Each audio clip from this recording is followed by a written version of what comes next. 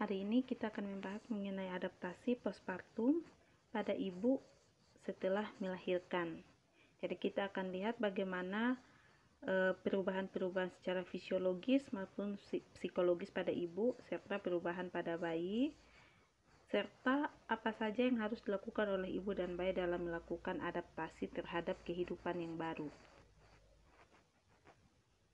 Yang pertama, kita berbicara mengenai adaptasi fisiologis. Kalau secara fisiologis berarti kita berbicara mengenai perubahan-perubahan secara fisik pada ibu. Yang pertama adalah sistem reproduksi. Dalam sistem reproduksi tentunya akan mengalami perubahan yang sangat signifikan. Dimulai dari ketika bayi lahir kemudian plasenta dilahirkan. Yang akan terjadi pada uterus sebagai tempat tumbuhnya dan berkembangnya bayi adalah kemudian mengalami penyusutan dari ukuran normal waktu hamil, ukuran normal hamil, yaitu mungkin akan membesar kalau ibu hamil. Ketika bayi dikeluarkan dan plasenta ikut keluar, maka akan mengalami penyusutan sehingga akan mengalami perubahan dalam ukuran dan juga bentuk. Ada 3 proses yang memungkinkan terjadinya involusi uteri ini. Yang pertama adalah kontraksi dari otot rahim sendiri. Dalam hal ini adalah otot myometrium. Semakin tinggi kontraksi, semakin bagus kontraksi, maka akan semakin cepat proses perubahan atau penyusutan dari rahim menjadi bentuk atau ukuran semula. Lalu proses katabolisme. Ketika terjadi konversi sel ke senyawa yang lebih sederhana. Kalau proses untuk membesarkan uterus dan sebagainya adalah proses proliferasi sel, artinya sel bertambah dalam jumlah dan juga bertambah dalam bentuk, bertambah besar dalam bentuk. Tetapi ketika ingin mengecilkan lagi rahim atau uterus tersebut, harus dilakukan konversi sel yang awalnya besar ke senyawa yang lebih sederhana sehingga terjadi penyusutan. Lalu yang ketiga adalah regenerasi dari sel epitelium uterus. Regenerasi dari sel epitelium uterus. Jadi ketika uterus sudah mengeluarkan bayi dan juga plasenta, maka sel epitelium, sel yang paling luar dari uterus, akan mengalami regenerasi sehingga akan ikut mendukung perubahan bentuk uterus itu ke bentuk semula. Nah, kontraksi otot myometrium sendiri dipengaruhi oleh seberapa kuatnya atau seberapa besarnya produksi hormon oksitosin yang dikeluarkan oleh hipofisis anterior ibu. Nah, untuk merangsang pengeluaran hormon ini perlu dilakukan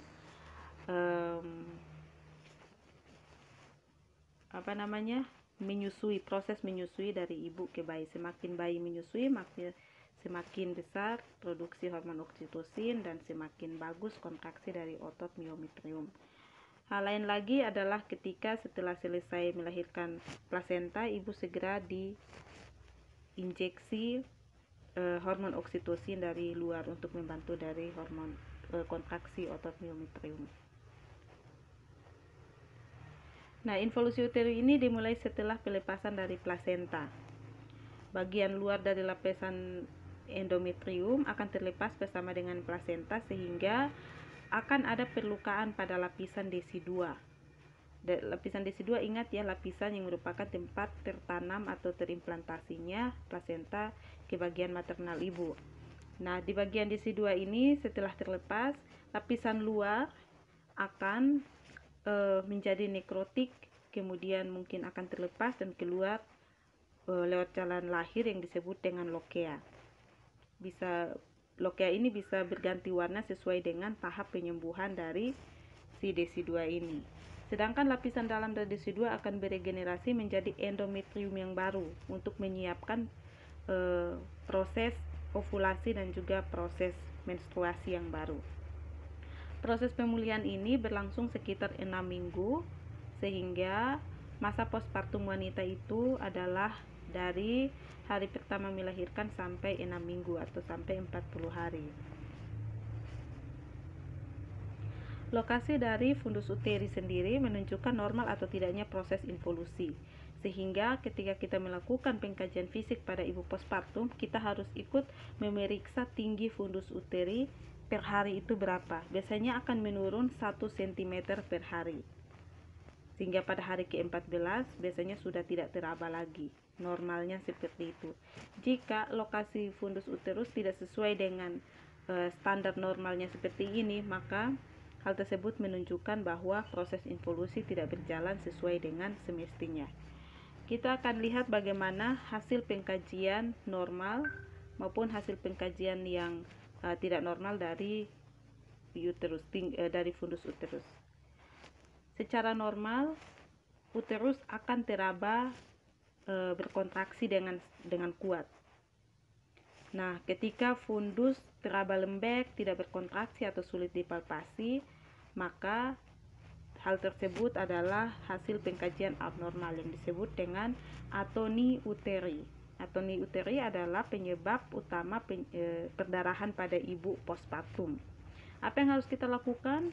Kita dukung segmen bawah rahim ibu menggunakan tangan kita tahan, lalu kita lakukan pijatan uterus dengan cara memijat dengan cara memutar. Dan hal ini kita lakukan sesering mungkin sehingga bisa menstimulasi uterus untuk berkontraksi.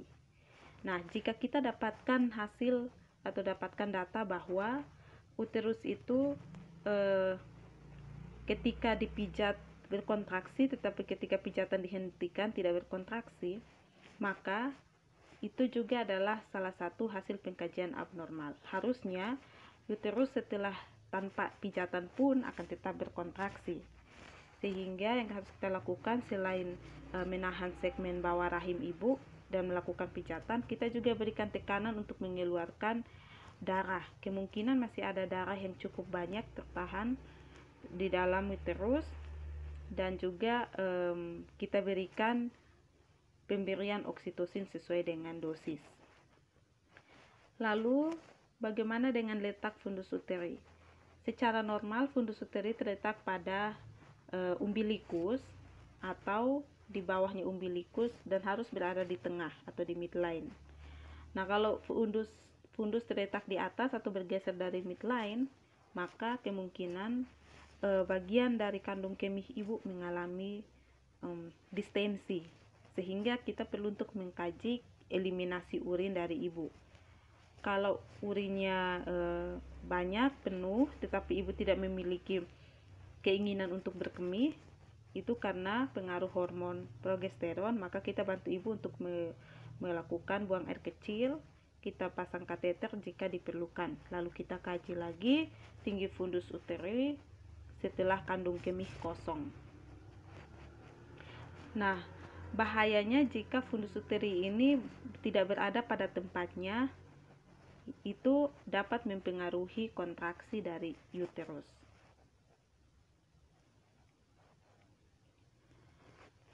Selain memeriksa involusi uteri, kita juga ibu akan merasakan after pains. Jadi kita harus mengkaji nyeri pada uterus. Nah, nyeri pada uterus ini terjadi karena kontraksi yang terjadi setelah persalinan untuk mencegah perdarahan atau untuk mendukung terjadinya involusi uteri. Nah, untuk salah satu hal yang menyebabkan hal ini juga karena stimulasi produksi ASI, sehingga meningkatkan produksi dari oksitosin. Ketika oksitosin meningkat, maka yang terjadi adalah kontraksi dari otot uterus sebagai salah satu dampak dari peningkatan hormon oksitosin. Nyeri pada uterus setelah persalinan ini dapat berkurang sendiri dan biasanya menurun pada hari ketiga karena ini adalah nyeri fisiologis sehingga tidak membutuhkan tindakan apa-apa, kecuali mungkin nyerinya amat sangat hebat, maka kita perlu tindakan lanjut.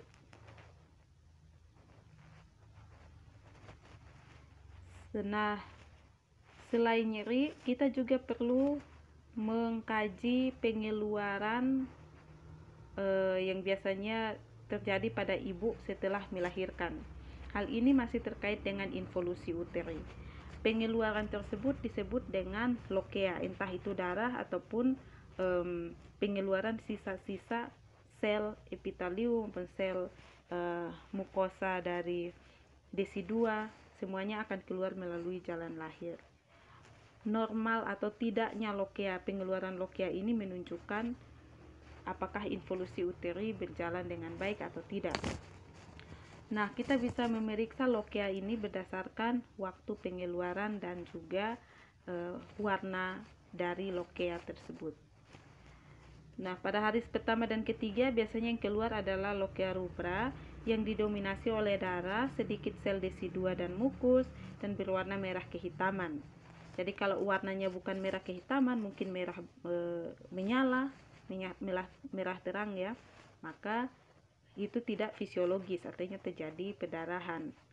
Apalagi kalau ada gumpalan darah yang besar, keluar darah dalam jumlah yang sangat banyak, lalu berbau busuk. Berbau busuk menunjukkan adanya infeksi ya. Lalu bagaimana kita mengetahui jumlah darah tersebut sedikit atau banyak? Bagaimana cara menghitung darah? Kita akan hitung pada slide selanjutnya. Pada hari yang ketiga dan ketujuh dinamakan lokea sanguinolenta, berwarna merah bercampur kuning, berisi darah dan lendir. Teman-teman ingat ya proses penyembuhan luka. Luka yang awalnya mengeluarkan darah merah kemudian berangsur-angsur akan berubah dalam bentuk darah, dalam warna. Dan kalau pengeluaran dari hasil persalinan ini atau lokea ini biasanya akan berubah menjadi merah bercampur kuning. Artinya sudah ada sel-sel desidua yang bagian luar itu yang sudah mulai mengalami nekrotik, mengalami kekuningan, dan hal tersebut dalam rangka proses penyembuhan dari luka di desidua. Perubahan abnormal yang terjadi, jumlah darah tidak berkurang, bau busuk, dan berwarna merah terang. Pada hari ke-7 dan 10 namanya lokea serosa. Ini jumlah darah sudah sangat berkurang. Terdapat jaringan serosa berwarna merah muda atau coklat. Kalau jumlah darah tidak berkurang, bau busuk dan berwarna merah terang, berarti terjadi masalah. Pada hari ke-10 sampai minggu ke-6 akan muncul lokea alba, berwarna putih dan tanpa darah. Jadi kalau pada hari ke-10 sampai hari ke-40 masih keluar lokea berwarna merah, apalagi berbau busuk, maka kita harus memberikan tindakan untuk menangani hal itu. Kalau berbau busuk berarti kemungkinan ada infeksi di dalam. Berwarna merah apalagi merah terang berarti itu adalah perdarahan.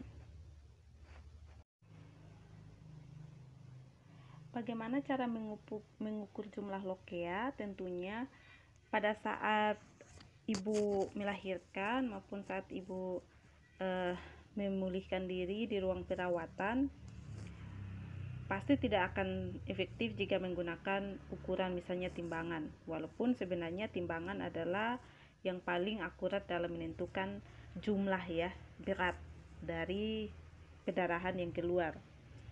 Nah, salah satu hal untuk bisa membantu kita mengukur jumlah darah yang keluar adalah dengan menggunakan satuan pembalut wanita.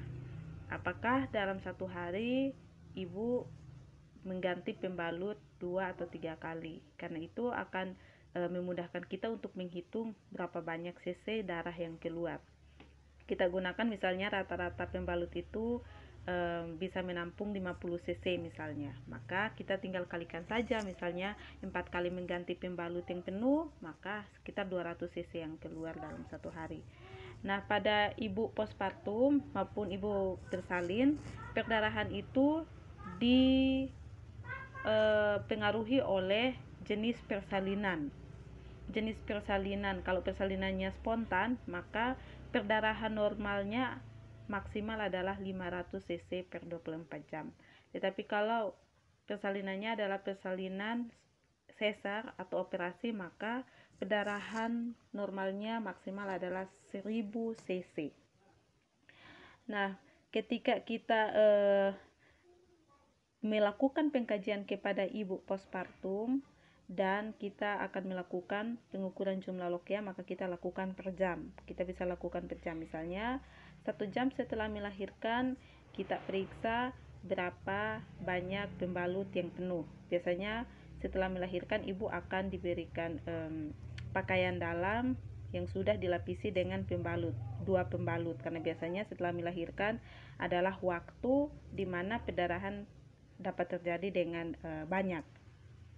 Jika 1 pembalut penuh, maka kita bisa mengatakan bahwa ibu tersebut sedang mengalami perdarahan yang hebat per jam ya. Kalau dalam 1 jam perdarahan pembalutnya penuh dengan darah, maka hal tersebut adalah perdarahan yang hebat. Perdarahannya moderate kalau dalam pembalut tersebut ada hanya separuhnya saja dari pembalut yang terkena darah, atau kalau diukur 10-15 cm yang mengalami perdarahan.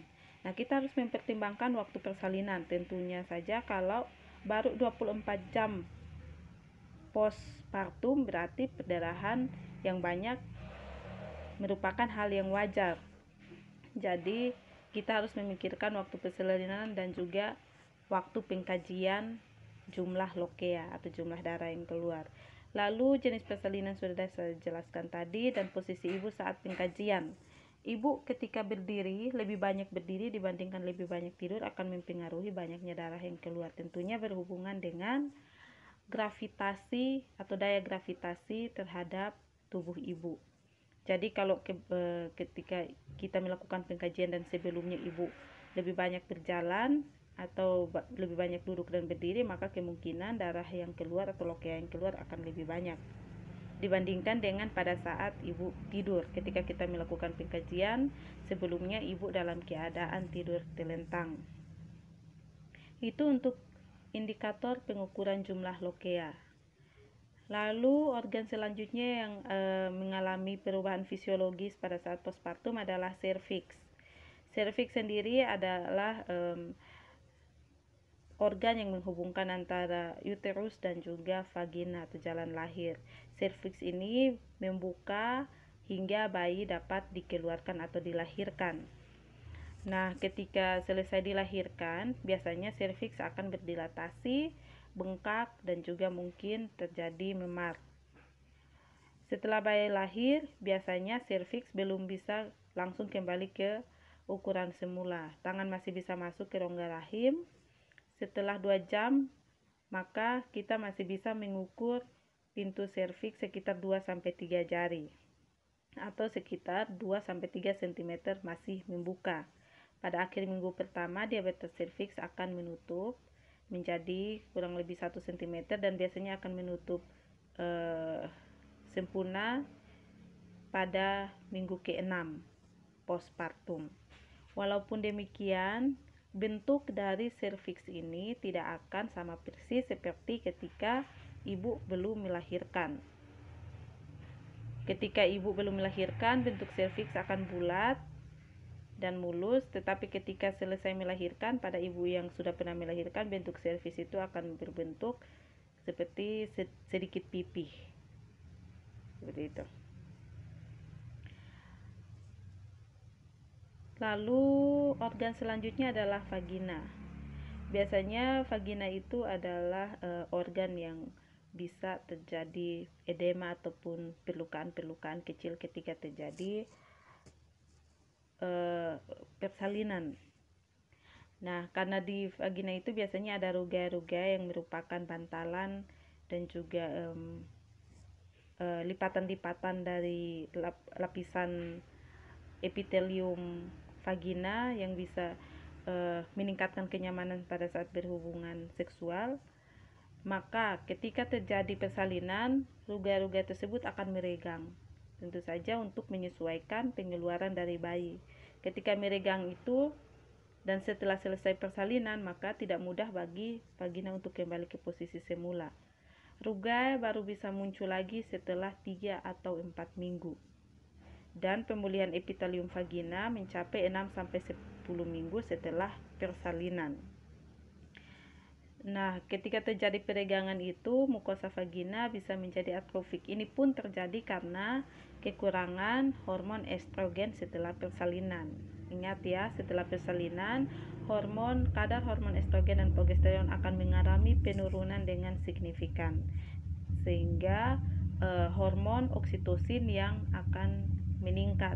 Hormon oksitosin ini sendiri, efek lainnya adalah mengikat produksi dari atau menghambat produksi dari estrogen. Ketika estrogen tidak ada, apa yang terjadi? Mukosa vagina menjadi atrofik sehingga akan menyulitkan pada saat berhubungan seksual. Mukosa vagina sendiri akan kembali tebal pada saat estrogen kembali diproduksi. Mukosa vagina yang atrofik menyebabkan vagina tidak bisa mengeluarkan lendir ataupun cairan pelumas ketika terjadi hubungan seksual, sehingga dampak yang ditimbulkan adalah ibu akan merasakan dispareunia atau ketidaknyamanan saat coitus.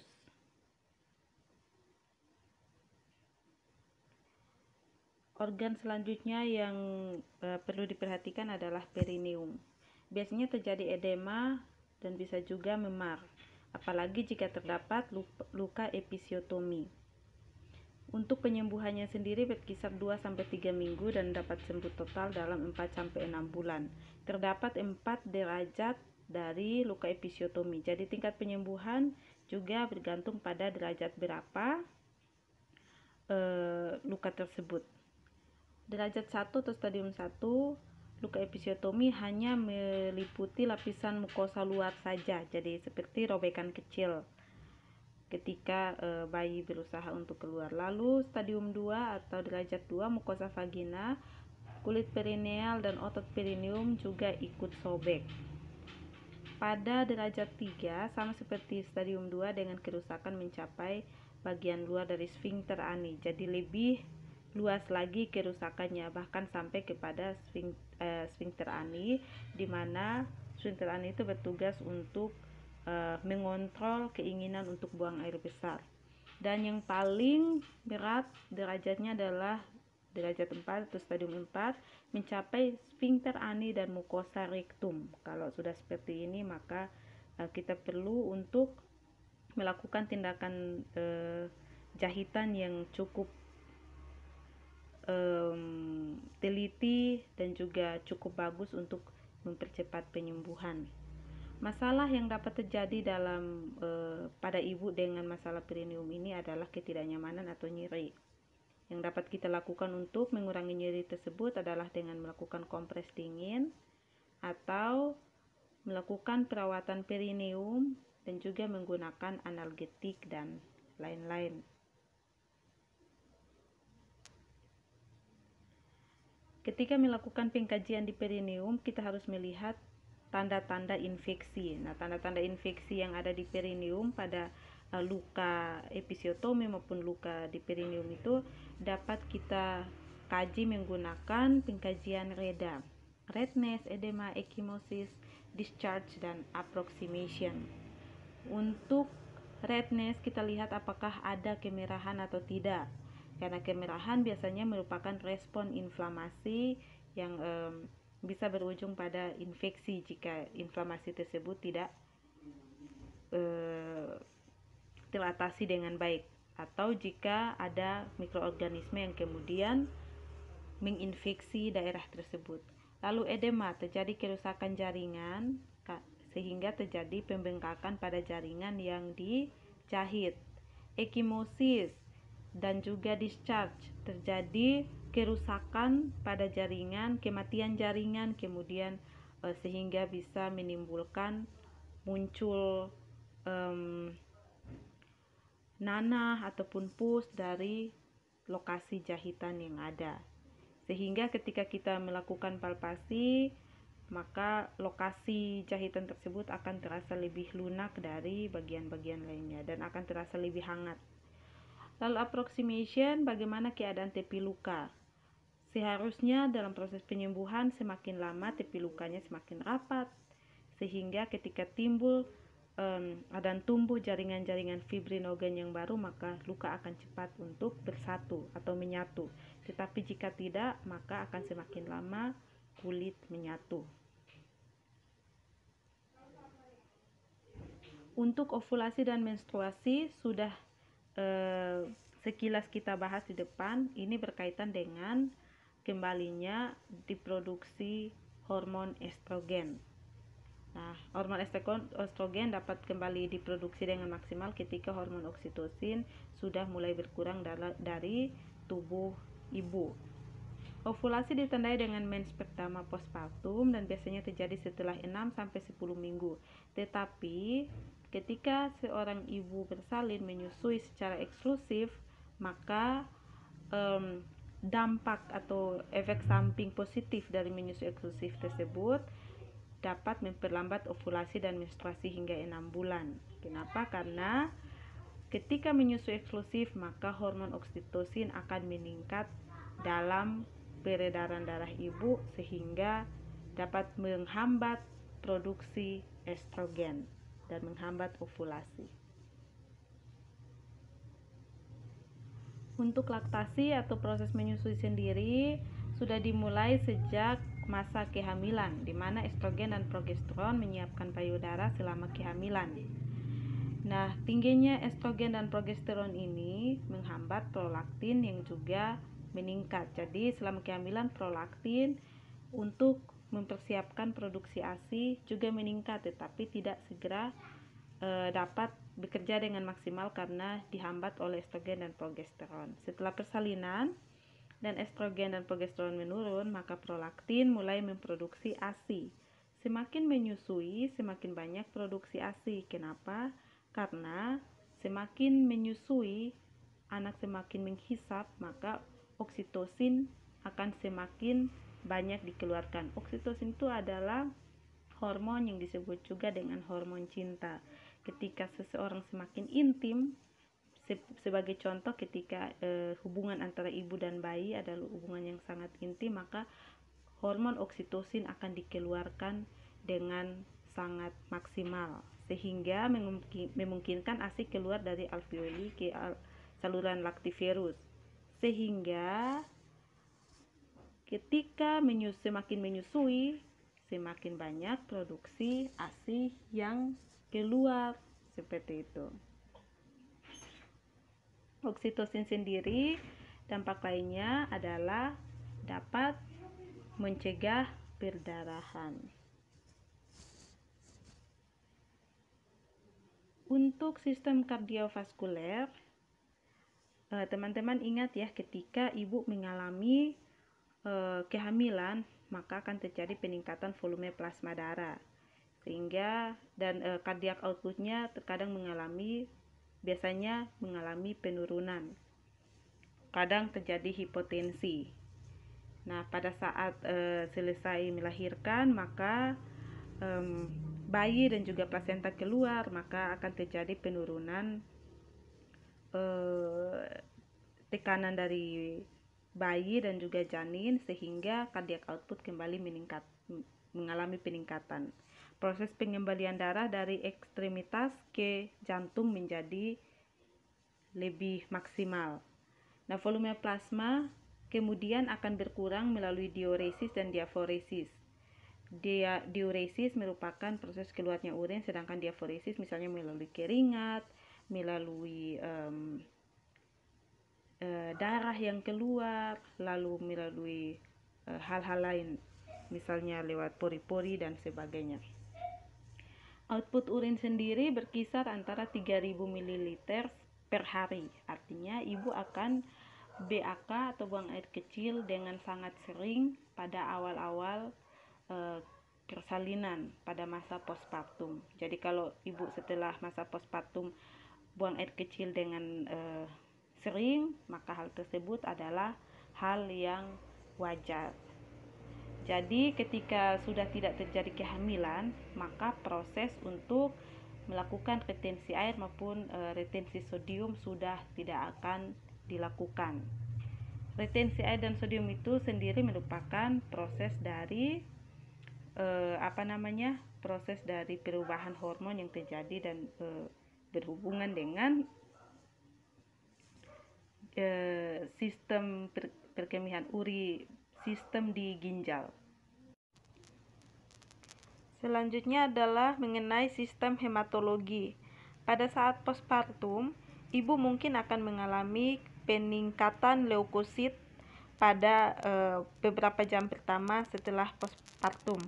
Hal ini terjadi karena pada saat-saat seperti ini terjadi sangat riskan untuk terjadi infeksi. Kenapa? Karena terjadi perlukaan di bagian internal ibu, genital internal ibu, dan juga terjadi beberapa tindakan yang juga membutuhkan tindakan aseptik, dan juga terjadi pengeluaran darah dan lokea dari area genitalia ibu. Nah, peningkatan yang lebih dari 30% dalam level leukosit di dalam 6 jam mengindikasikan adanya infeksi. Leukosit ini sendiri akan menjadi normal lagi, turun lagi dalam waktu 6 hari setelah postpartum atau setelah melahirkan. Yang kedua adalah mengenai hemoglobin dan hematokrit. Kalau kita ingat lagi pada penyesuaian fisiologis ibu hamil, biasanya hemoglobin dan hematokrit itu akan mengalami penurunan. Hal ini merupakan perubahan fisiologis yang umumnya terjadi pada ibu hamil karena merupakan kompensasi atas peningkatan volume plasma ibu. Nah, ketika terjadi persalinan, maka tidak ada lagi peningkatan volume plasma darah. Kita tahu bahwa volume darah yang meningkat pada saat hamil itu sebagai persiapan ketika ibu akan melahirkan dan mengalami perdarahan atau mungkin kekurangan cairan. Selain itu untuk memenuhi kebutuhan dari janin dan juga ibu. Sehingga ketika terjadi persalinan, maka Hb dan hematokrit itu akan meningkat dengan sendirinya. Kenapa? Karena darah yang lain sudah keluar bersama dengan pada saat persalinan. Demikian juga dengan tidak ada upaya untuk melakukan retensi air maupun absorpsi sodium seperti itu, sehingga Hb dan hematokrit akan berangsur-angsur menjadi normal lagi dalam 4-6 minggu. Terkecuali bila terdapat perdarahan, kadar Hb akan tetap rendah atau malah lebih rendah lagi. Yang ketiga adalah faktor koagulasi, mulai terbentuk dan meningkat selama kehamilan sampai beberapa hari setelah postpartum. Sehingga karena faktor koagulasi ini biasanya meningkat pada ibu hamil dan ibu bersalin, maka terdapat resiko terjadinya pembentukan trombus.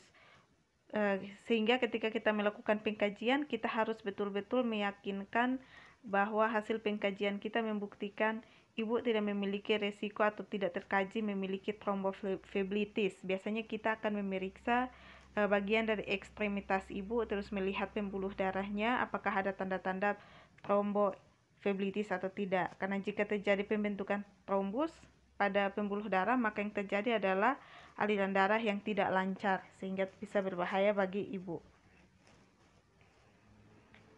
Pada sistem gastrointestinal, biasanya terdapat rasa lapar dan haus yang meningkat. Kenapa? Karena sudah keluar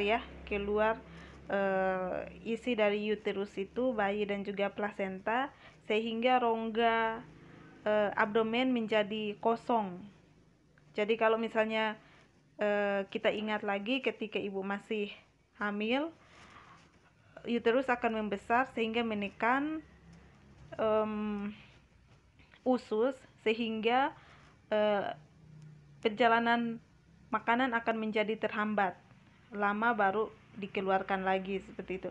Tetapi setelah selesai melahirkan, usus maupun isi dalam dari abdomen itu tidak akan ditekan oleh organ manapun juga, sehingga mudah sekali untuk merasa lapar maupun haus.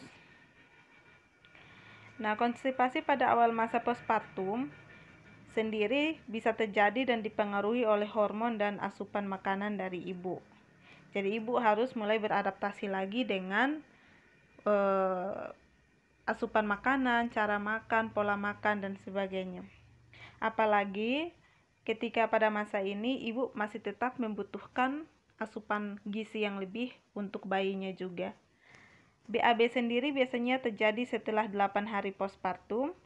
Itu karena pengaruh dari hormon progesteron dan juga penurunan terkait dengan penurunan berat badan. Itu akan terjadi dengan sendirinya, walaupun tidak akan sama persis keadaan ibu atau berat badan ibu ketika sebelum dan setelah melahirkan. Walaupun sebagian kecil ibu atau sebagian kecil wanita yang melahirkan akan kembali ke berat badan semula. Pada saat persalinan biasanya akan keluar 4,5 sampai 5,8 kg yang terdiri dari janin, kemudian plasenta dan juga keluar bersama darah. Lalu ketika masa postpartum, ibu akan mengalami diuresis yang keluar melalui urin sekitar 2,3 sampai 3,6 kg. Nanti kita membahas lebih jauh mengenai diuresis pada sistem urinaria.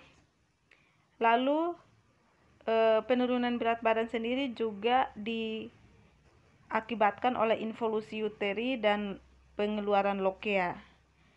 Involusi ini akan mengeluarkan atau menurunkan setidaknya 0,9 sampai 1,4 kg. Jadi kalau kita hitung-hitung penurunan berat badan ibu selama masa postpartum itu sebenarnya sudah berkilo-kilogram. Apalagi ibu melakukan ASI eksklusif secara aktif. Pada sistem perkemihan, kita harus memeriksa saluran perkemihan terhadap adanya edema dan juga trauma. Biasanya selain edema dan trauma, sensitivitas untuk berkemih juga ikut berkurang, sehingga tidak ada keinginan berkemih walaupun kandung kemih sudah penuh. Hal ini yang menyebabkan mungkin pada ibu-ibu tertentu fundus uterinya bisa berada di samping atau juga di bagian atas dari umbilikus. Karena kandung kemih ibu sudah penuh, tetapi karena tidak segera dikeluarkan, mungkin keinginan untuk mengeluarkan urin tidak ada atau berkurang, sehingga ibu tidak mengeluarkan urinnya sama sekali, dan itu mempengaruhi letak dari fundus atau letak dari uterusnya. Selain penuhnya kandung kemih mempengaruhi uterus, ketika berbicara mengenai sistem perkemihan, kita juga berbicara tentang adanya diuresis. Diuresis terjadi karena pengeluaran dari urin. Setelah melahirkan, biasanya ibu akan mengeluarkan urin yang sangat banyak, sehingga bisa terjadi risiko overdistensi kandung kemih. Selain itu, pengosongan kandung kemih yang tidak tuntas dan bisa juga terjadi retensi urin. Hal ini akan menyebabkan risiko dari infeksi saluran kemih atau ISK dan juga terjadi peningkatan perdarahan karena fundus uterinya bergeser yang saya bilang tadi. Sehingga dalam sistem perkemihan ketika ibu sudah selesai melahirkan, kita harus memperhatikan dan mengkaji sistem perkemihan itu dengan sedetail mungkin.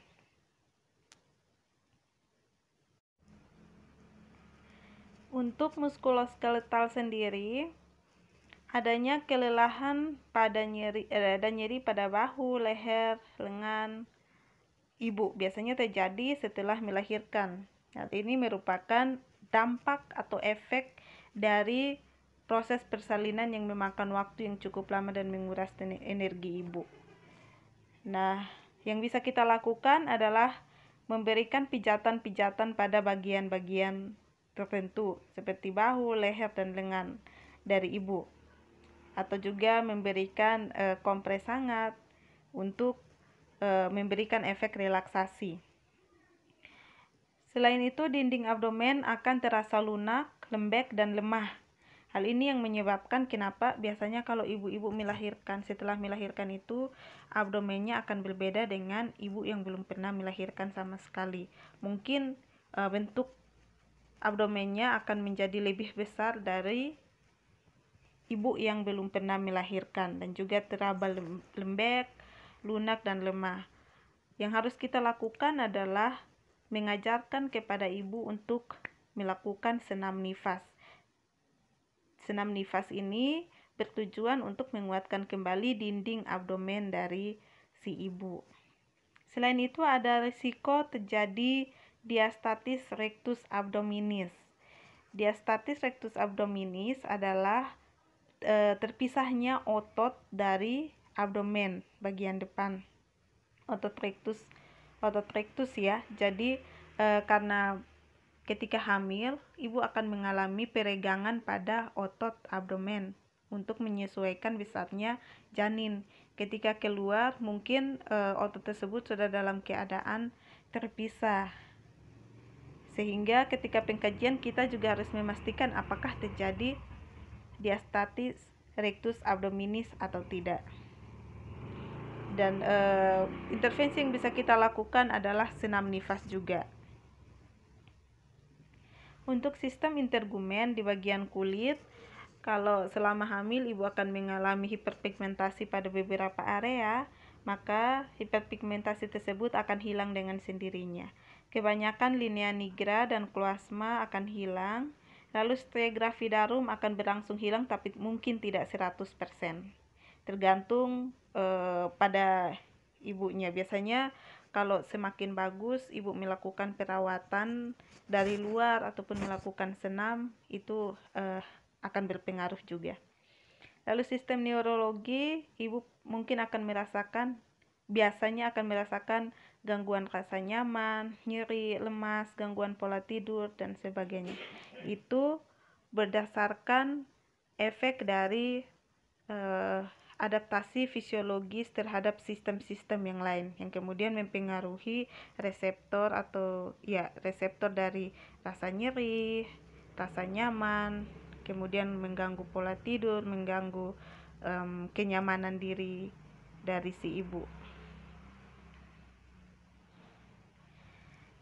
Yang tadi mengenai adaptasi fisiologis, sekarang kita masuk ke adaptasi psikologis. Secara psikologis ibu juga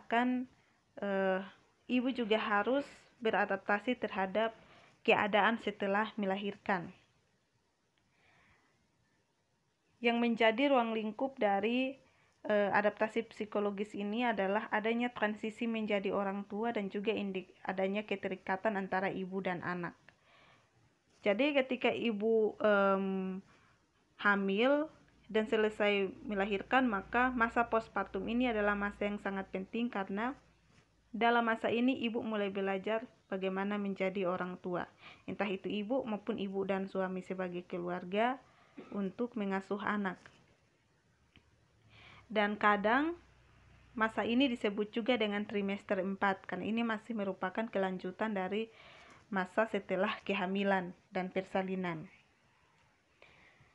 Nah, dalam masa ini kita harus melakukan pemeriksaan atau mengetahui apa saja yang menjadi adaptasi fisiologis yang bisa kita lihat, yang bisa kita harapkan dari seorang ibu.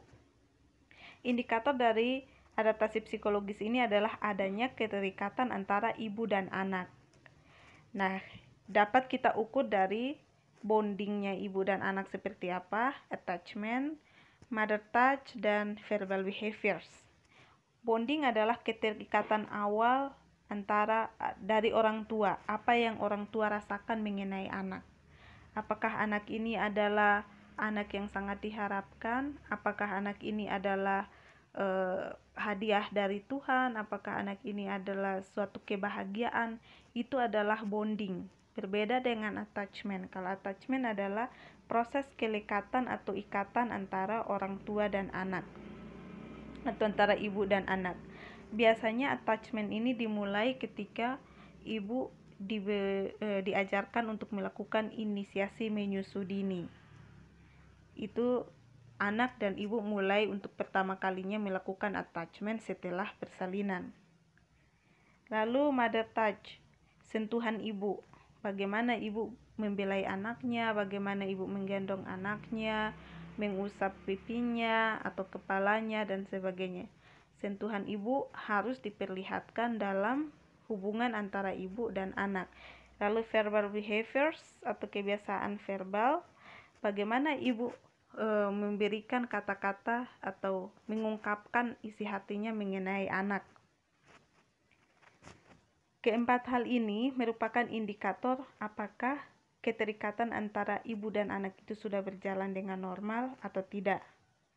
Jadi ketika misalnya setelah ibu melahirkan lalu tidak ada IMD, maka attachment sebenarnya sudah tidak maksimal dilakukan.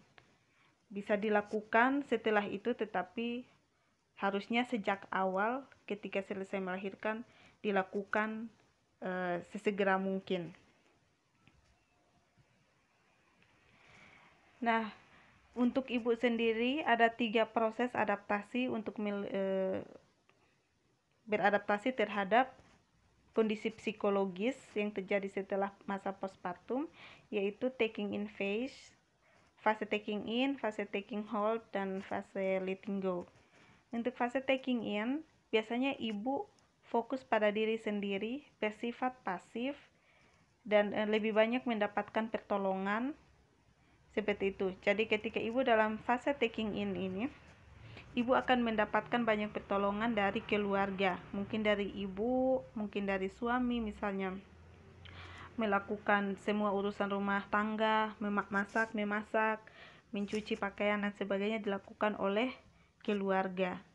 Ibu hanya fokus pada diri sendiri, kemudian biasanya lebih banyak menceritakan tentang pengalaman melahirkan, lebih banyak beristirahat, mungkin belum mulai untuk merawat bayinya juga, jadi lebih banyak bersifat pasif. Semua diserahkan, hampir semua diserahkan kepada keluarga yang biasanya memiliki pengalaman melahirkan sebelumnya. Jadi sampai ada ibu yang bisa saja tidak memandikan bayinya sampai seminggu baru berani memandikan bayinya, misalnya seperti itu. Atau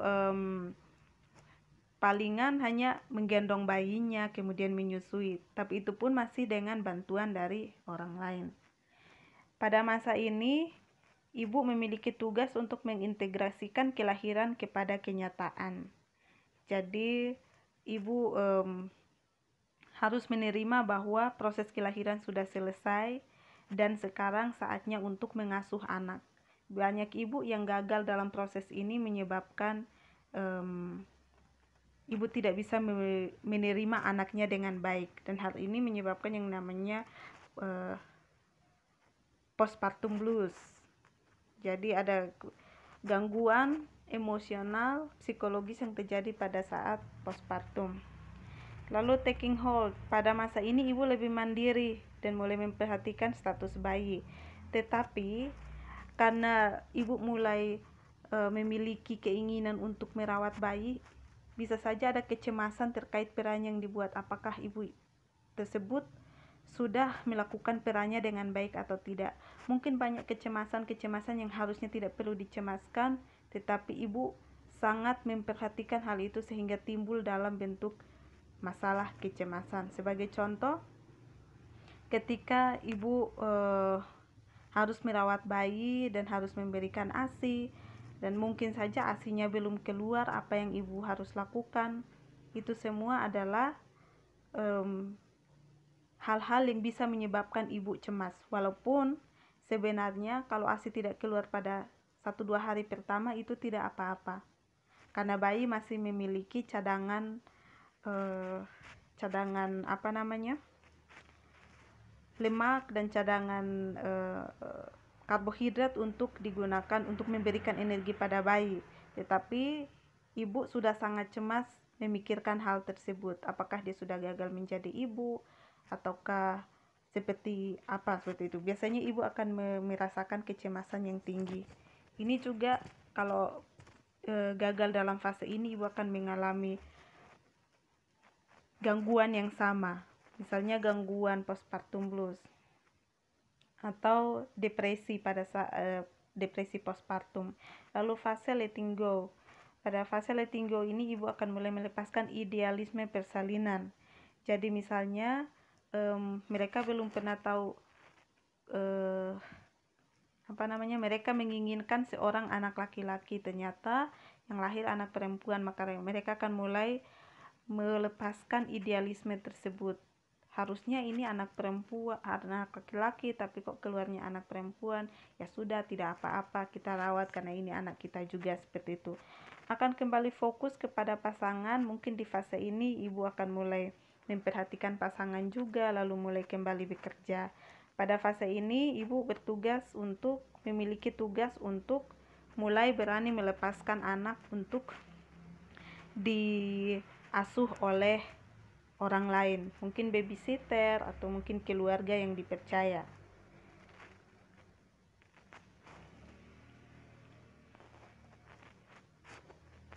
Untuk keluarga sendiri butuh ada penyesuaian juga secara psikologis terhadap persalinan dengan cara mengembangkan hubungan yang menyenangkan dengan bayi, saling mendukung dalam perawatan bayi bersama dengan ibu, menyadari tujuan dan perasaan sebagai orang tua, menjadi orang tua dengan keterampilan yang dipelajari. Jadi menjadi orang tua itu bukan sesuatu yang dari sananya sudah datang, itu bakat bukan, tetapi sesuatu yang bisa dipelajari. Walaupun sebelumnya belum pernah menjadi orang tua dan belum memiliki pengalaman sebagai orang tua, walaupun mungkin secara bakat sepertinya tidak berbakat untuk menjadi orang tua, tetapi itu dapat dipelajari seiring dengan berjalannya waktu dan juga dengan informasi-informasi yang masuk. Saling berbagi pekerjaan rumah dapat mempererat hubungan dengan pasangan dan mengembangkan hubungan dengan saudara sekandung. Kenapa? Karena ketika seorang seorang anak lahir lagi, maka hal itu akan berpengaruh terhadap saudara sekandung dari bayi tersebut. Mungkin orang tua akan mulai lebih memperhatikan atau lebih fokus kepada saudara kandung, kepada bayi tersebut, tetapi orang tua juga harus menyadari bahwa saudara sekandung itu mempunyai pengaruh terhadap bayi yang ada, melengkapi bayi yang ada, dan juga bayi melengkapi saudara sekandung yang ada. Jadi perhatiannya harus bisa dibagi dengan sama rata kepada saudara sekandung sehingga tidak terjadi kecemburuan.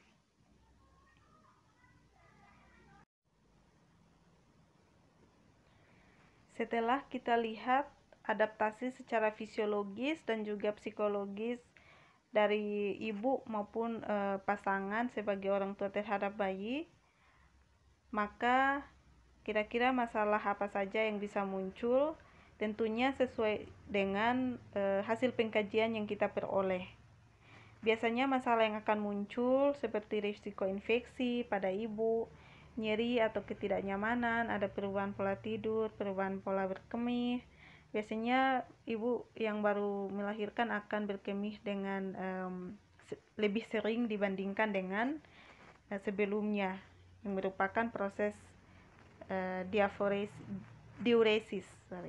Lalu perubahan peran menjadi orang tua, kesiapan meningkatkan peran, ketidakefektifan menyusui mungkin ada, kecemasan, kurang pengetahuan.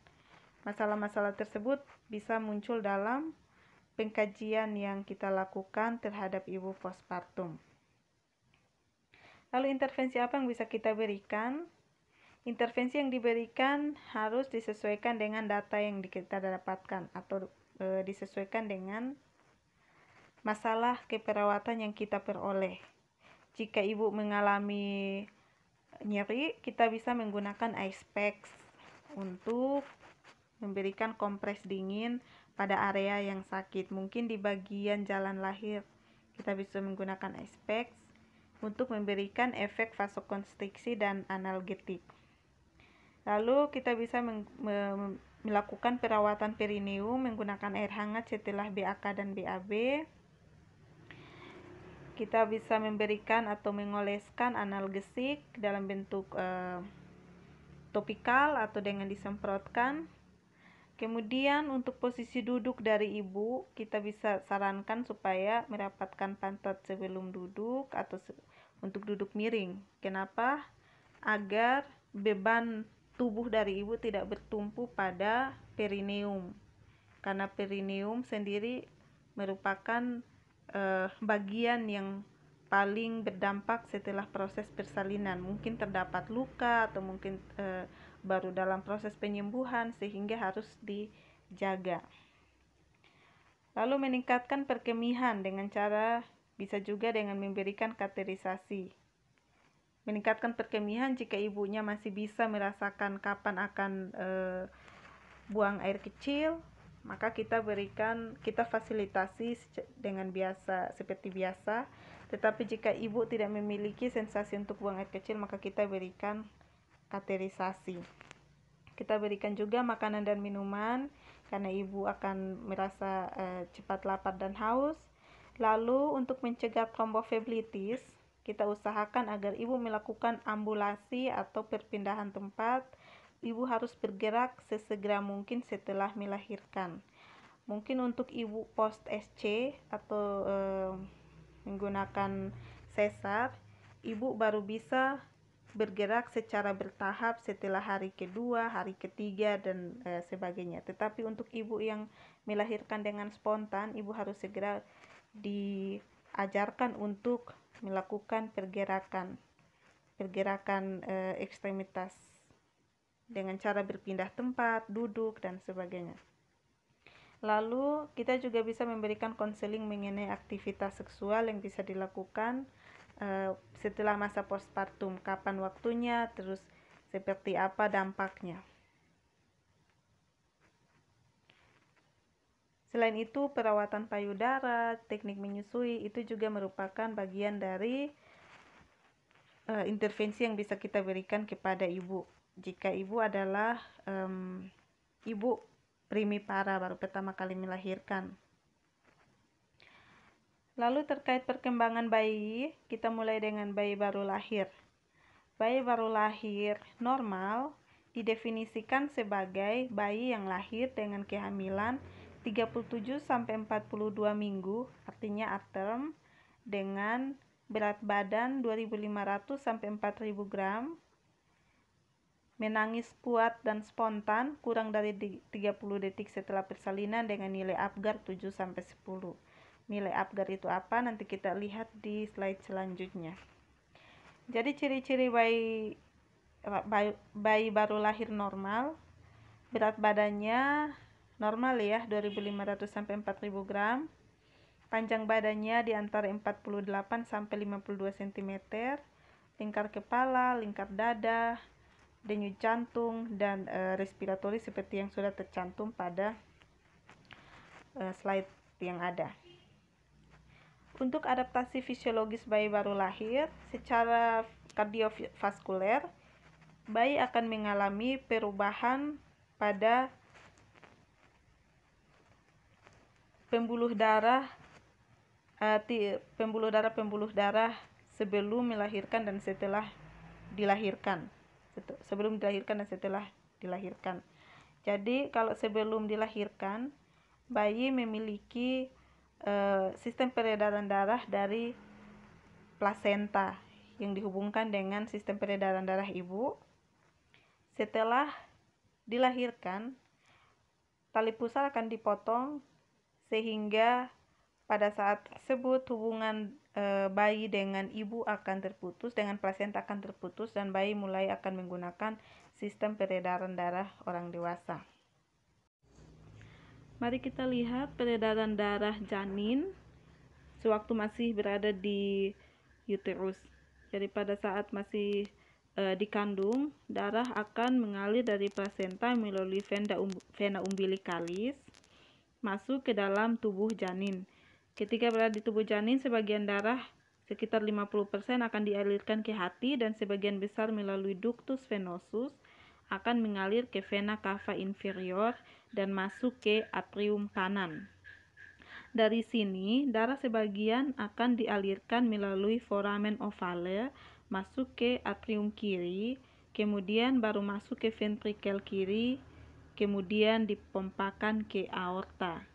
Nah, sebagian kecil darah dari atrium kanan tadi itu mengalir ke ventrikel kanan, dipompa ke paru-paru, tetapi hanya sebagian kecil saja yang akan masuk ke paru-paru. Kenapa? Karena paru-paru belum mengembang. Nah, darah yang mengalir melalui arteri pulmonalis ke paru hanya sebagian, dan yang sebagian akan mengalir melalui ductus arteriosus ke aorta, langsung ke aorta. Darah dari aorta yang mengandung nutrisi dan oksigen akan mengalir ke seluruh tubuh, sedangkan darah dari sel tubuh bersama sisa metabolisme akan dialirkan ke plasenta melalui arteri umbilikalis. Nah, setelah bayi lahir, sistem kardiovaskular mengalami perubahan yang mencolok. Jadi, foramen ovale yang merupakan lubang antara atrium kanan dan juga ventrikel dan atrium kiri akan menutup. Ductus arteriosus dan ductus venosus juga akan menutup. Sedangkan arteri umbilikalis, vena umbilikalis dan arteri hepatika akan berubah menjadi ligamen. Nah, nafas pertama yang dilakukan bayi baru lahir membuat paru-paru akan berkembang dan menurunkan resistensi dari paru-paru. Hal ini membuat darah kemudian mengalir ke paru-paru. Kenapa? Karena tekanan di paru-paru akan menjadi berkurang. Nah, ketika darah mengalir ke paru-paru, kita tahu bahwa darah mengalir ke paru-paru dari ventrikel kanan. Nah, ketika darah kemudian bisa mengalir ke paru-paru, maka secara tidak langsung tekanan di atrium kanan juga akan berkurang. Betul kan? Dan aliran darah pulmoner akan meningkat masuk ke jantung bagian kiri, sehingga tekanan dalam atrium kiri meningkat. Yang atrium kanannya menurun, atrium kiri meningkat, menyebabkan foramen ovale menutup. Nah, ketika tekanan dalam darah arteri mencapai sekitar 50 mm air raksa, tekanan O2 ya, oksigen, maka ductus arteriosus akan berkontraksi. Jadi sekarang sudah ada dua yang menutup ya, foramen ovale dan ductus arteriosus. Kemudian tindakan mengklem dan memotong tali pusat akan membuat arteri umbilikalis, vena umbilikalis, dan ductus venosus juga menutup dan berubah menjadi ligamen. Karena mereka hanya berfungsi ketika mereka masih tersambung dengan plasenta.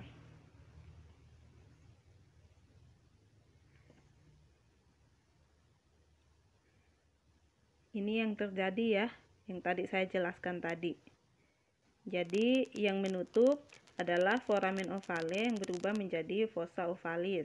Ductus arteriosus akan berubah menjadi ligamentum arteriosum. Ductus venosus akan berubah menjadi ligamen venosum. Teman-teman bisa lihat perbedaannya dalam gambar ini ya. Lalu umbilical vein atau vena umbilicalis akan berubah menjadi ligamentum teres, dan arteri umbilicalis akan berubah menjadi ligamen medial umbilicalis. Begitu. Kalau teman-teman lihat di gambar ini, pada saat bayi masih janin, darah yang beredar di jantung dan sekitar jantung berwarna ungu, yang merupakan mix antara darah yang teroksigenasi dan yang belum teroksigenasi. Yang berwarna biru adalah darah yang belum teroksigenasi atau darah kotor, dan yang warna merah adalah darah yang sudah bersih.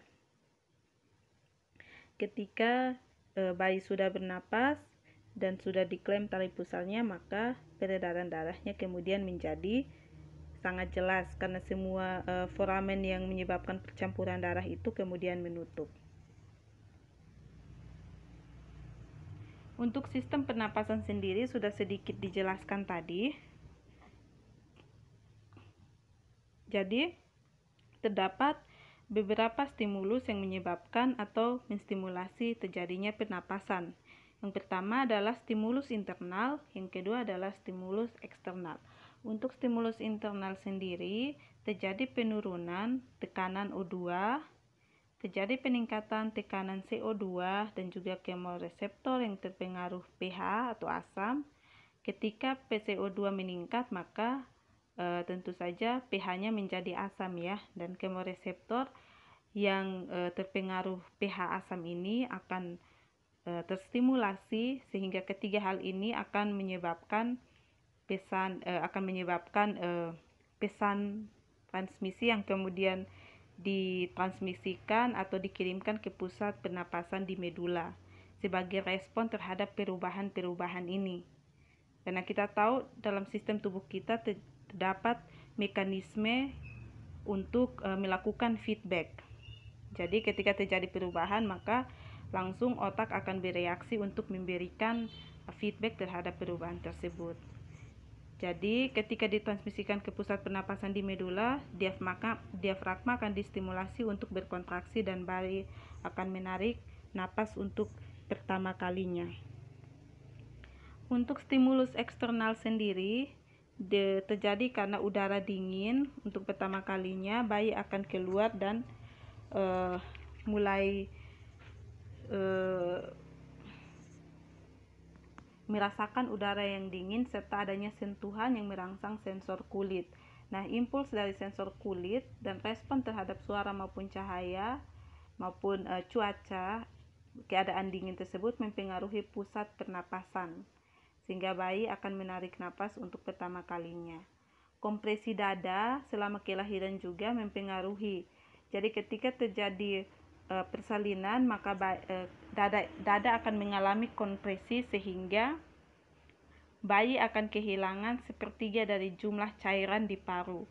Hal ini menyebabkan paru akan menjadi longgar ya. Jadi awalnya misalnya parunya penuh dengan cairan, kemudian dikompresi hampir sepertiganya, maka beberapa ruangan di paru akan kosong. Hal ini menyebabkan tekanan di paru juga menjadi menurun, sehingga udara bisa masuk ke dalam paru-paru. Lalu bayi bisa menarik napas untuk pertama kalinya.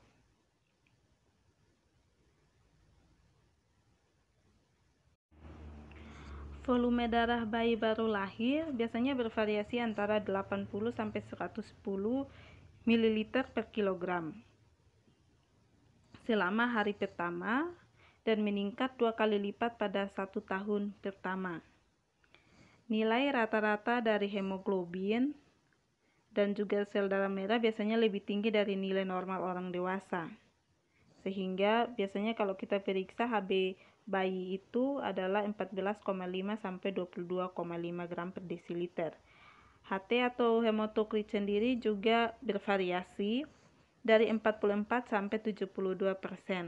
Kalau sel darah merah 5 sampai 7,5 juta per milimeter pangkat 3 dan leukosit biasanya adalah 18.000 milimeter pangkat 3. Kenapa sistem hematopoiesis ini biasanya lebih tinggi daripada orang dewasa? Karena sebelumnya bayi sudah mendapatkan asupan dan juga masih menggunakan supply yang diperoleh selama berada dalam uterus. Jadi belum digunakan untuk hal lain setelah keluar. Selama di uterus, hal itu hanya digunakan untuk perkembangan bayi sendiri, tetapi selalu mendapatkan supply dari ibu. Untuk sistem metabolisme, pada hari pertama dan kedua itu biasanya berasal dari pembakaran lemak. Jadi kalau pada jam pertama energi didapatkan dari hasil pembakaran karbohidrat, biasanya pada hari kedua berasal dari pembakaran lemak. Setelah mendapatkan air susu ibu, lebih dari hari ke-6 biasanya energi dari lemak akan menjadi 60% dan dari karbohidrat 40%. Dalam waktu 2 jam setelah lahir, biasanya akan terjadi penurunan kadar gula darah untuk menambah energi pada jam-jam pertama setelah lahir yang diambil dari hasil metabolisme asam lemak, sehingga kadar gula dapat mencapai 120 mg per 100 desiliter. Nah, karena suatu hal, misalnya bayi dari ibu yang menderita diabetes mellitus dan bayinya BBLR, maka perubahan glukosa menjadi glikogen akan meningkat atau terjadi gangguan yang tidak dapat memenuhi kebutuhan bayi, sehingga kemungkinan bayi akan mengalami hipoglikemia. Jadi kalau misalnya pada hari pertama dan kedua ibu belum bisa memberikan air susu ibu, maka bayi tidak perlu dikhawatirkan karena masih bisa menggunakan suplai karbohidrat maupun lemak yang ada dalam tubuhnya untuk mencukupi kebutuhan energinya bayi. Itu yang harus kita sampaikan kepada ibu-ibu postpartum, karena kebanyakan ibu akan merasa cemas jika bayinya belum mendapatkan air susu ibu. Nah, yang harus kita kita ingat adalah ketika hal itu berlangsung secara terus-menerus dan bayinya adalah bayi yang BBLR, maka bayi bisa mendapatkan kondisi hipoglikemia. Untuk suhu tubuh sendiri sangat penting untuk kita kaji pada bayi baru lahir, karena ketika bayi lahir maka bayi akan berada pada lingkungan yang sangat berbeda dengan lingkungan intrauterin. Segera setelah bayi lahir, biasanya bayi akan berada di suhu lingkungan yang lebih rendah dari lingkungan dalam rahim. Oleh karena itu, bayi harus beradaptasi terhadap suhu tubuh juga. Suhu tubuh bayi yang normal sekitar 36,5 sampai 37 derajat Celcius. Nah, bila bayi dibiarkan dalam suhu kamar, maka bayi akan kehilangan panas melalui proses evaporasi, konduksi, radiasi, dan juga konveksi. Biasanya kalau dibiarkan dalam suhu kamar, dalam waktu 15 menit, maka bayi bisa terjadi penurunan suhu tubuh sebanyak 2 derajat Celcius. Kenapa? Karena ketika terjadi kehilangan panas melalui 4 mekanisme yang dituliskan dalam slide ini, maka bayi akan kehilangan 200 kalori per kilogram berat badan per menit. Nah, kehilangan ini tidak diimbangi dengan pembentukan panas yang dapat diproduksi dari tubuh bayi. Yang dapat diproduksi hanya 1/10 dari pengeluaran ini. Oleh karena itu sangat berbahaya dan sangat berisiko bagi bayi untuk mengalami hipotermia. Apa sih konduksi itu? Konduksi adalah keadaan ketika bayi bersentuhan langsung dengan objek yang dingin. Misalnya ketika selesai melahirkan, lalu bayi ditaruh di tempat bayi yang tidak diberikan selimut hangat dulu. Misalnya tempat untuk mengukur tinggi badan, berat badan, timbangannya sangat dingin atau terbuat dari bahan yang sangat dingin. Itu akan menyebabkan bayi menjadi kehilangan panas melalui proses konduksi. Untuk evaporasi adalah mekanisme kehilangan panas selama persalinan maupun selama memandikan bayi. Misalnya ketika bayi mengalami kelembapan yang tinggi karena BAK atau karena muntahan atau karena bekas cairan amnion dan sebagainya. Makanya ketika lahir bayi harus segera dikeringkan dengan sangat kering. Ketika sudah selesai dikeringkan pun secara rutin bayi harus diperiksa untuk mengetahui apakah bayi tersebut dalam keadaan basah atau tidak. Konveksi, ketika ada udara dingin yang masuk melalui misalnya pintu atau jendela atau angin yang berhembus seperti itu, maka bayi juga akan merasa kedinginan atau kehilangan suhu tubuh. Oleh karena itu bayi harus ditutup dengan selimut, menggunakan pakaian yang lengkap, menggunakan topi untuk menghindari kehilangan panas ini juga. Lalu radiasi adalah ketika bayi tidak secara langsung berhubungan dengan benda-benda tertentu, tetapi bayi diletakkan mendekati dengan permukaan atau misalnya tembok yang sangat dingin, permukaan yang sangat dingin. Jadi bayi juga bisa merasakan atau kehilangan suhu tubuh melalui proses ini juga.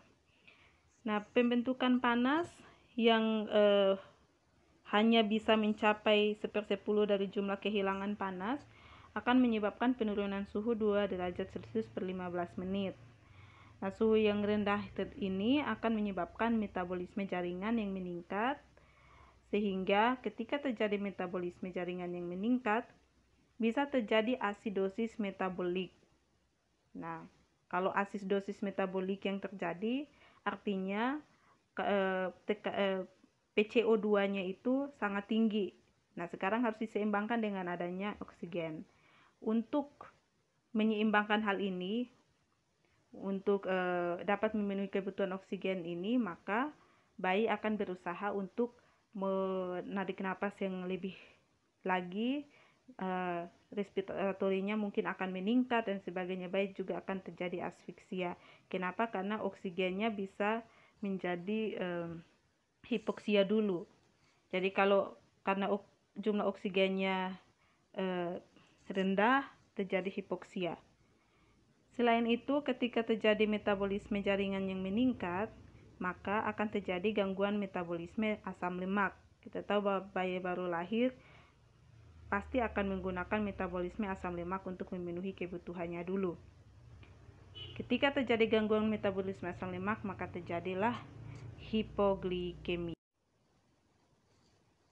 Untuk sistem gastrointestinal, biasanya bayi baru lahir yang cukup bulan sudah mempunyai kemampuan untuk menelan, mencerna, memetabolisme dan mengabsorpsi protein maupun karbohidrat sederhana. Pada bayi baru lahir dengan hidrasi yang adekuat, biasanya membran mulut akan lembab dan berwarna merah muda. Nah, pada saat bayi lahir, di dalam saluran cerna biasanya tidak terdapat bakteri.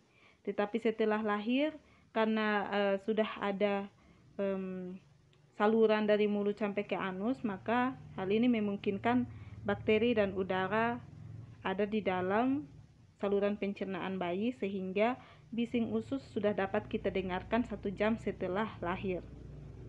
Kapasitas lambung bayi sendiri bervariasi dari 30 sampai 90 ml tergantung pada ukuran bayi.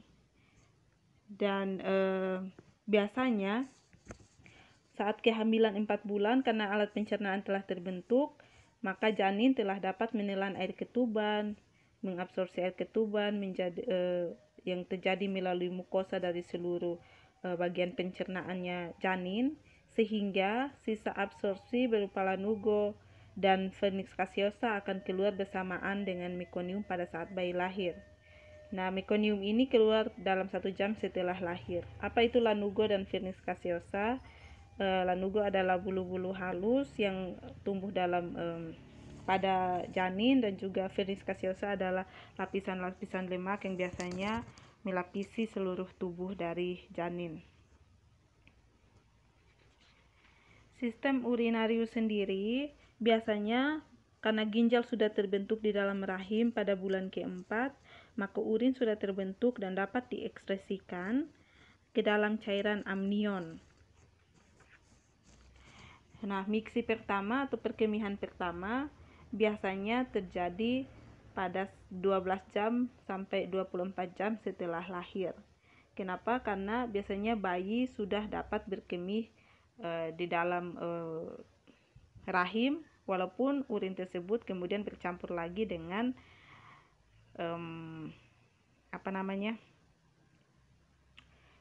air ketuban, seperti itu.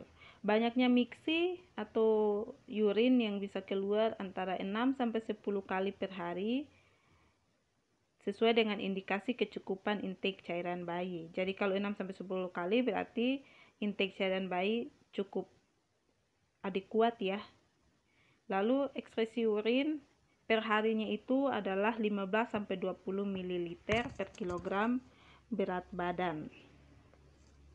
Untuk kelenjar endokrin, biasanya janin pada saat masih di rahim akan mendapatkan hormon dari ibu, sehingga terkadang setelah lahir hormon tersebut pun masih ikut sampai pada saat lahir, masih berfungsi. Sehingga kalau misalnya ketika kita melakukan pengkajian bayi baru lahir dan terjadi pembesaran kelenjar air susu, entah itu pada bayi laki-laki maupun perempuan, hal itu terjadi karena pengaruh dari kelenjar endokrin dari ibu, yaitu kelenjar estrogen yang masih terbawa sampai lahir. Dan juga misalnya kita menemukan keluar darah dari vagina seperti pada perempuan ya, seperti darah haid seperti itu. Walaupun tidak sebanyak darah haid. Itu karena pengaruh dari hormon estrogen yang diturunkan dari ibu.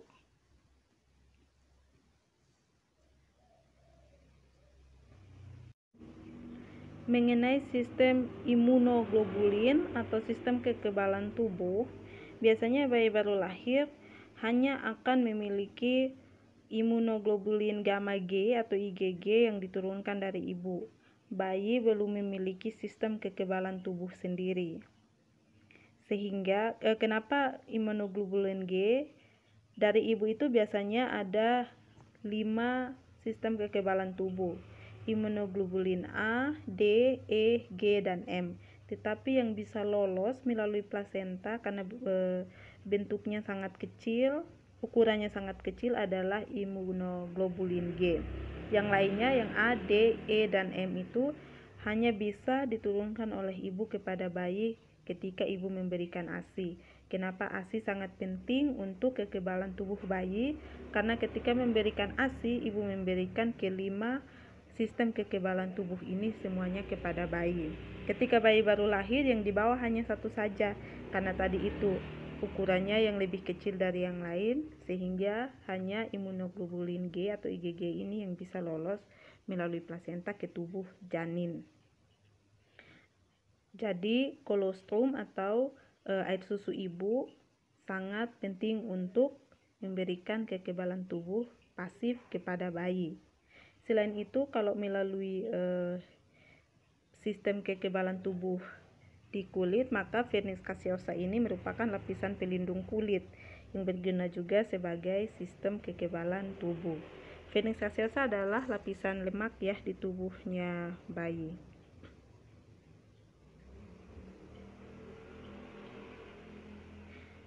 Oh iya, untuk sistem imunoglobulin ini, jadi bayi setelah disusui, diberikan ASI, bayi sendiri harus dibangun kekebalan tubuhnya sendiri. Hal ini menjadi penting untuk memberikan imunisasi kepada bayi sesuai dengan waktu yang sudah ditentukan. Makanya, bayi akan mendapatkan imunisasi BCG, imunisasi hepatitis B, imunisasi campak, dan lain-lain sesuai dengan waktu yang sudah ditentukan. Karena apa? Karena perlu untuk diberikan imunisasi agar bayi sudah memiliki kekebalan terhadap penyakit-penyakit yang ada secara sendiri. Jadi tidak hanya mengandalkan yang dari ibu saja. Untuk sistem reproduksi, yang saya bilang tadi ya, jadi kalau untuk bayi perempuan, kalau misalnya kita menemukan keluar bercak darah dari vagina, maka hal tersebut disebabkan karena tingginya kadar estrogen selama masa kehamilan. Lalu ukuran genitalia dan pigmentasi akan mengalami peningkatan. Hal itu sama karena hormon estrogen. Lalu mungkin terjadi edematosa atau pembengkakan dan hiperpigmentasi pada genitalia eksterna. Untuk pembengkakan payudara bisa terjadi pada bayi perempuan maupun bayi laki-laki. Untuk bayi laki-laki sendiri, biasanya testis akan turun pada 90% bayi. Jadi beberapa bayi mungkin testisnya belum turun. Oleh karena itu, posisinya ya, jadi biasanya testis itu akan diproduksi kemudian harus turun ke dalam skrotum. Nah, pada bayi-bayi tertentu testis tidak akan segera turun pada saat persalinan, tetapi hal itu normal. Jadi harus diperiksa apakah testisnya sudah turun atau belum.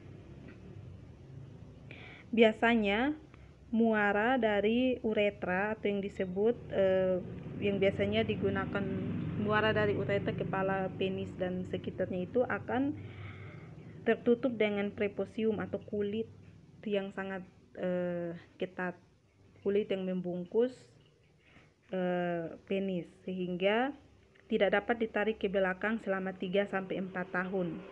Artinya untuk dibersihkan harus butuh untuk dibersihkan secara terus-menerus, ditarik ke belakang. Gunanya untuk dibersihkan kalau misalnya belum disunat atau tidak disunat. Biasanya sampai 3,4 tahun barulah kulit tersebut bisa ditarik ke belakang. Nah, sebagai respon terhadap estrogen ibu juga, biasanya ukuran genitalia bayi laki-laki cukup bulan dapat meningkat, dapat mengalami pembesaran, begitu juga dengan pigmentasinya. Terdapat juga ruga yang melipisi kantong skrotum. Dan kalau terjadi hidrokel itu ketika skrotum terisi dengan cairan, maka hal ini akan mengecil atau sembuh dengan sendirinya tanpa pengobatan. Nah, ini yang mungkin bisa terjadi pada sistem reproduksi yang hampir semuanya disebabkan karena adanya hormon estrogen yang terbawa sampai pada saat persalinan. Kita masuk ke Apgar Score.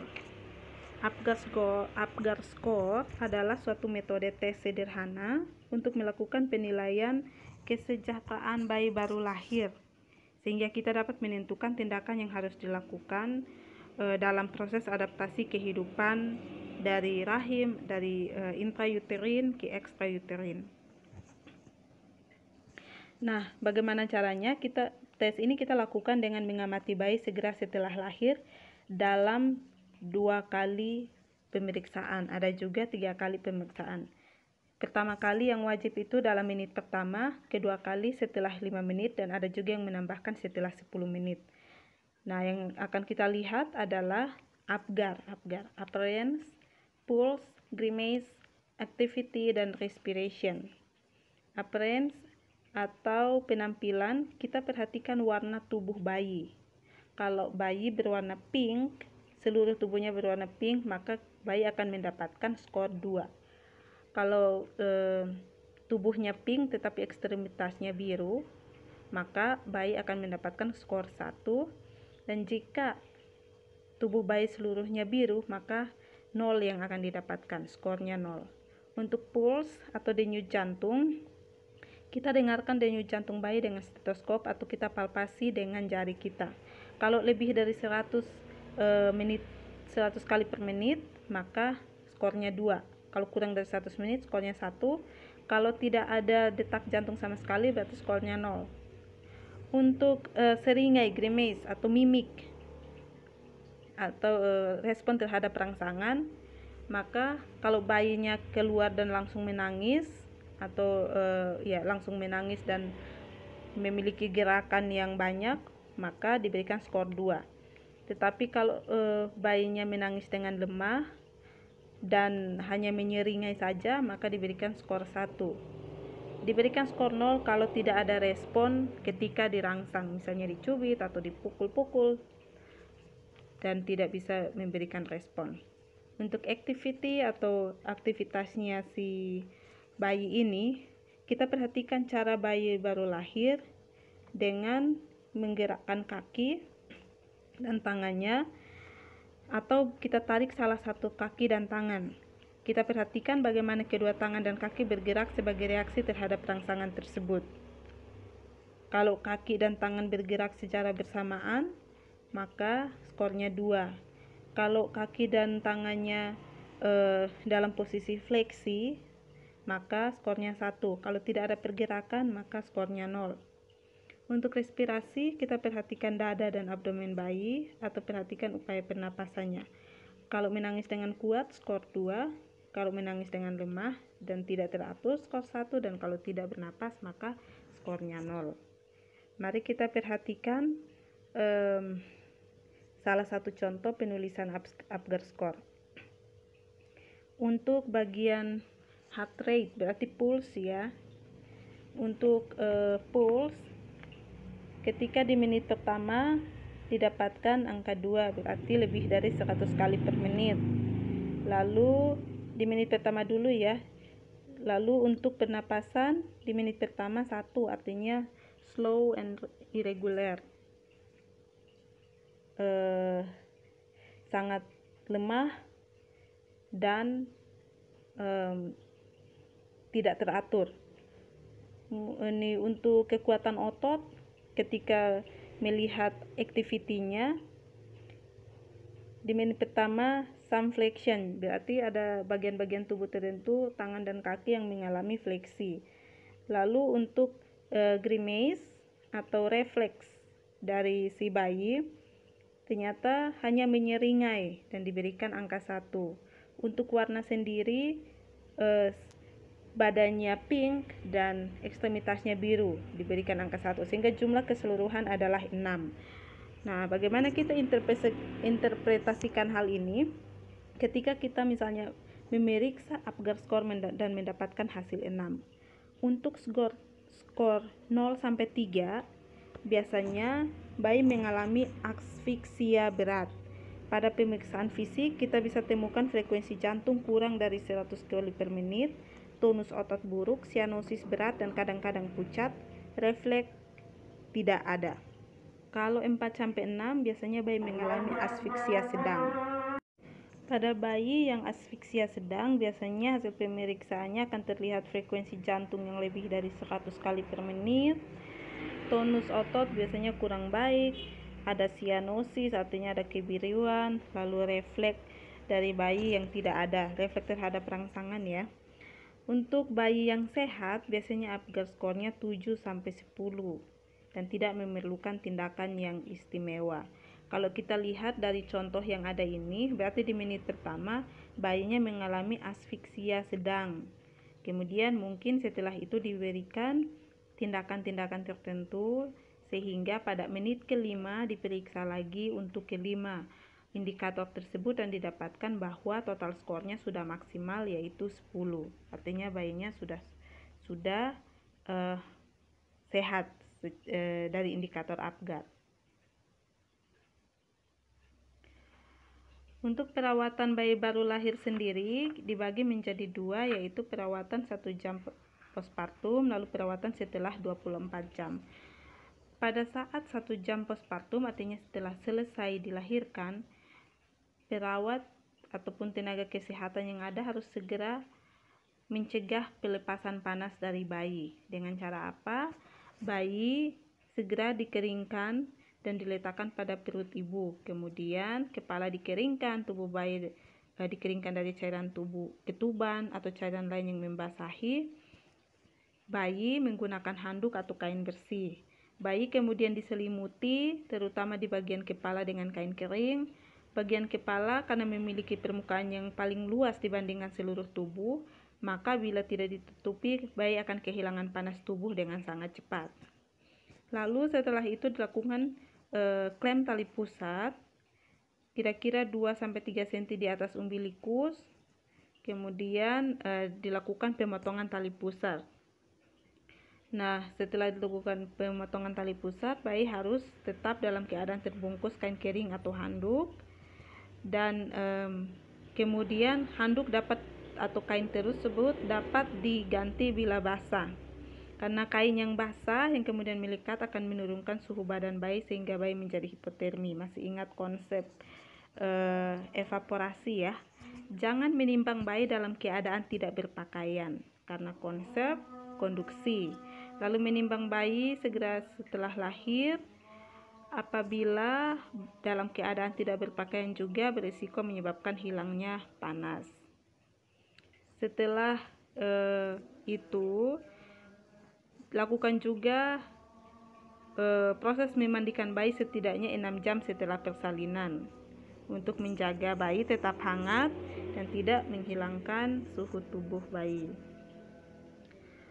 Lalu jangan lupa lakukan perawatan tali pusat dengan kasa steril dan pastikan tetap kering.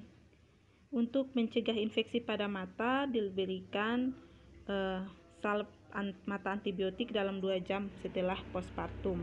Lalu untuk mencegah perdarahan pada bayi baru lahir, diberikan vitamin K, injeksi vitamin K via intramuskuler, dan segera berikan ASI dengan tujuan untuk melatih refleks isap bayi, membina hubungan psikologis ibu dan anak, membantu kontraksi uterus melalui rangsangan pada puting susu ya, memberi ketenangan pada ibu dan perlindungan pada bayi, mencegah hilangnya panas yang berlebihan, dan memberikan kesempatan kepada suami untuk mengetahui keadaan ibu dan bayi. Yang tidak boleh dilupakan adalah untuk memasang gelang identifikasi bayi. Hal tersebut dilakukan dengan cara memberikan gelang yang tahan air, tepi halus, tidak mudah melukai, tidak mudah sobek, dan tidak mudah lepas. Apa saja yang dituliskan dalam gelang itu, informasi seperti tanggal lahir, nama, nomor bayi, jenis kelamin, dan sebagainya. Setelah 24 jam yang harus dilakukan oleh tenaga kesehatan adalah melakukan perawatan tali pusat. Kemudian jika tali pusat secara terkena kotoran atau tinja, maka harus dicuci sampai bersih, kemudian dikeringkan dengan benar. Dalam waktu 24 jam sebelum ibu dipulangkan ke rumah, misalnya persalinan itu adalah persalinan spontan ya, biasanya 24 jam sudah bisa pulang rumah, bayi harus sudah diberikan imunisasi hepatitis B misalnya, kan hepatitis BCG, juga polio oral juga bisa. Tetapi yang biasanya dilakukan 7 hari di rumah sakit sebelum pulang, karena jaraknya antara 0 sampai 7 hari adalah imunisasi hepatitis B. Untuk BCG 2 bulan pertama masih bisa dilakukan. Kita harus mengajarkan kepada ibu untuk mengenal tanda-tanda bahaya pada bayi dan memberitahu supaya merujuk bayi untuk segera dilakukan perawatan lebih lanjut jika terjadi bahaya-bahaya tersebut.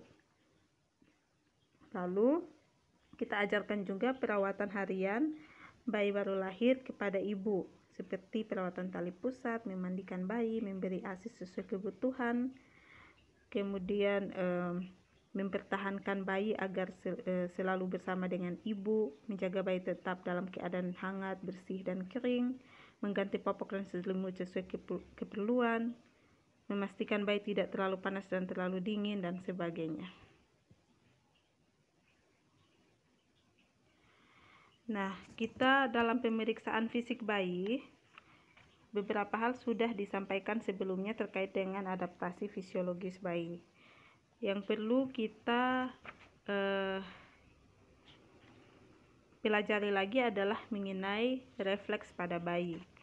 Pada bayi baru lahir, terdapat beberapa refleks yang hanya terdapat pada bayi dan akan hilang dengan sendirinya ketika bayi sudah beranjak dewasa. Refleks-refleks tersebut, misalnya yang pertama adalah refleks berkedip. Cara pengukurannya, cara pengkajiannya adalah dengan menyorotkan cahaya ke mata bayi. Pada kondisi normal, biasanya dijumpai pada tahun pertama, bayi akan berkedip. Jika bayi tidak berkedip, maka kita akan dicurigai bayi mengalami kebutaan. Untuk refleks Babinski atau tanda Babinski, kita mengoreskan telapak kaki sepanjang tepi luar menggunakan refleks hammer, kemudian diulang dari tumit.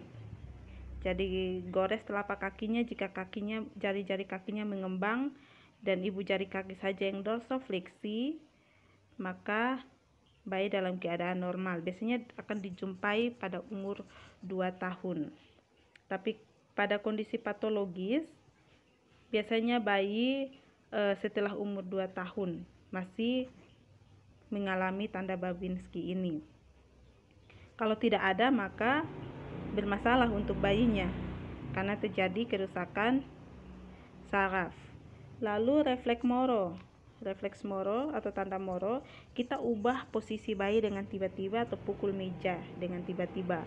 Kalau lengannya ekstensi, jari-jarinya mengembang, kepala mungkin terlempar ke belakang, tungkai sedikit ekstensi, dan maka bayi dalam keadaan normal. Biasanya hal ini akan lebih kuat selama 2 bulan dan mulai menghilang pada umur 3-4 bulan.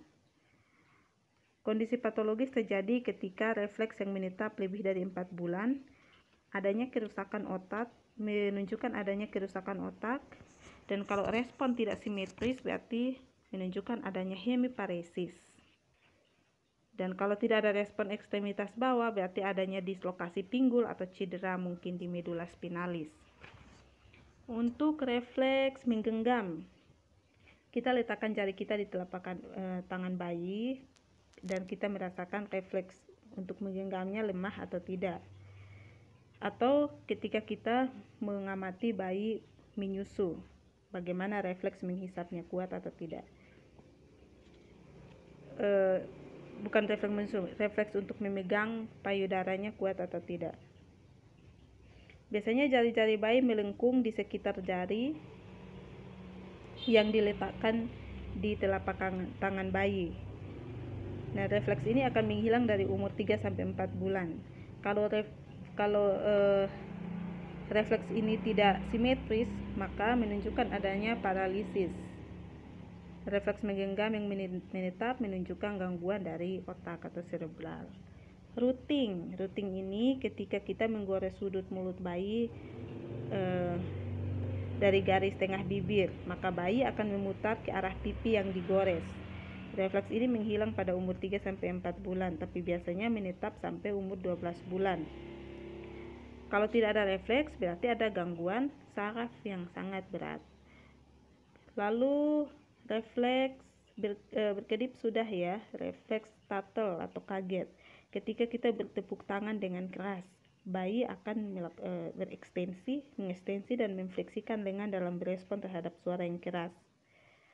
Refleks ini akan menghilang setelah umur 4 bulan. Nah, kalau tidak ada refleks berarti ada gangguan pendengaran.